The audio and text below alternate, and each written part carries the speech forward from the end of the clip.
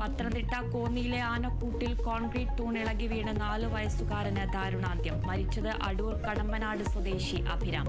അപകടമുണ്ടായത് ഫോട്ടോ എടുക്കുന്നതിനിടെ ബലക്ഷയമുള്ള തൂൺ കുത്തിപ്പിടിച്ചപ്പോൾ മറിഞ്ഞു വീണെന്ന് ബന്ധുക്കൾ. വീഴ്ച വരുത്തിയവർക്കെതിരെ കർശന നടപടിയെടുക്കുമെന്ന് മന്ത്രി എ.കെ. ശശീന്ദ്രൻ.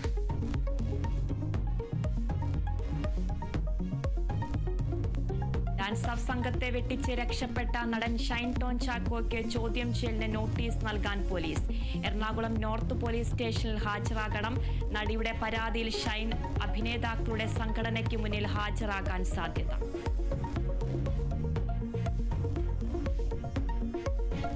CPO റാങ്ക് ലിസ്റ്റിന്റെ കാലാവധി അവസാനിക്കാൻ മണിക്കൂറുകൾ ബാക്കി നിൽക്കെ 45 ഉദ്യോഗാർത്ഥികൾക്ക് നിയമന ശുപാർശ നൽകിയത് സമരം ചെയ്ത 3 പേർക്കുൾപ്പെടെ.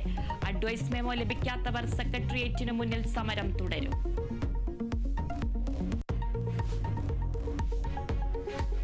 തിരുവനന്തപുരം വെള്ളറടയിൽ രോഗിയെ ആശുപത്രിയിലേക്ക് മാറ്റാൻ 108 ആംബുലൻസ് വിട്ടു നൽകാത്തതിനെ തുടർന്ന് രോഗി മരിച്ചെന്ന് ആരോപണം. മരിച്ചത് വെള്ളറട സ്വദേശി ആൻസി. ജീവനക്കാരെ വിളിച്ചെങ്കിലും നടപടി ഉണ്ടായില്ലെന്ന് ബന്ധുക്കൾ.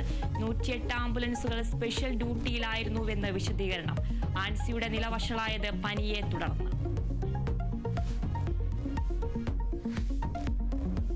ക്രിസ്തുവിന്റെ പീഡാനുഭവ സ്മരണയിൽ ക്രൈസ്തവർ ദുഃഖവെള്ളി ആചരിക്കുന്നു. പള്ളികളിൽ പ്രത്യേക പ്രാർത്ഥനയും കുരിശിന്റെ വഴിയും. ലഹരി മാഫിയ സംഘങ്ങൾക്ക് മുന്നിൽ കുരിശ് പ്രത്യാശ നൽകട്ടെ എന്ന് ക്ലീമിസ് കാതോലിക്ക ബാവ.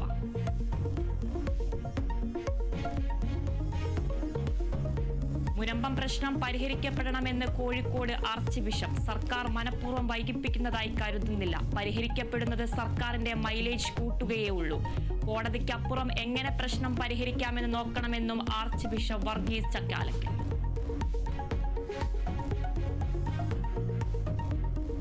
തിരുവനന്തപുരം പോത്തൻകോട് ലഹരി സംഘം സഹോദരങ്ങളെ വെട്ടി പരിക്കേൽപ്പിച്ചു. ആക്രമണം കഞ്ചാവ് വിൽപ്പന പോലീസിൽ അറിയിച്ചതിനെ തുടർന്ന് പിന്നിൽ 8 അംഗ സംഘം. വധശ്രമത്തിന് കേസെടുത്ത് പോലീസ്.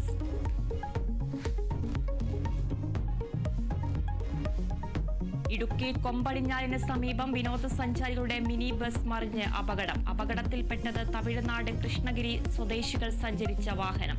9 പേർക്ക് പരിക്ക്. ആരുടെയും പരിക്ക് ഗുരുതരമല്ല.